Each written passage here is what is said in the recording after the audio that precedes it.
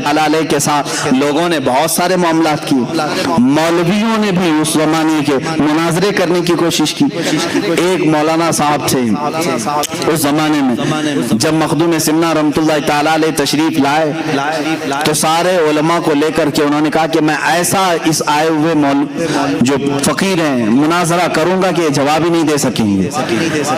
تو دعوت دی اور ایک بڑی مسجد میں انہوں نے بلایا مخدوم سمنہ رحمۃ اللہ علیہ، فقیرانہ لباس میں ہوا کرتے، اپنے چند مریدین کے ساتھ آئے، اور جب آنے لگے تو وہ جو بڑے مفتی صاحب تھے، بڑے مولوی صاحب تھے، وہ بڑے ایک مسند پر بیٹھے اور ان کے سارے شاگرد آس پاس تھے۔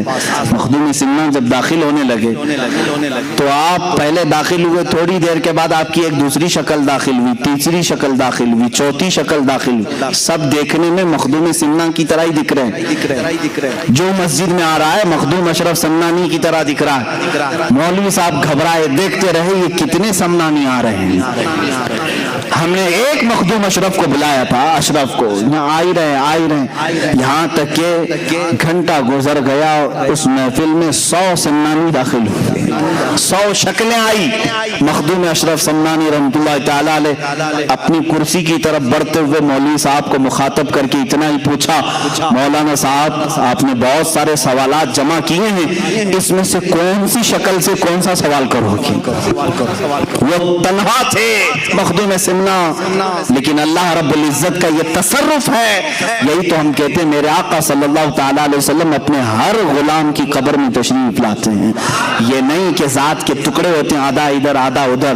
سورج جب ایک بار نکلتا ہے تو مدینے میں بھی چمکتا ہے، ہند میں بھی چمکتا ہے، وہ امریکہ میں بھی ہے، افریقہ میں بھی ہے، ہر علاقے کو یکساں اپنی سورج کی روشنی پہنچاتا ہے۔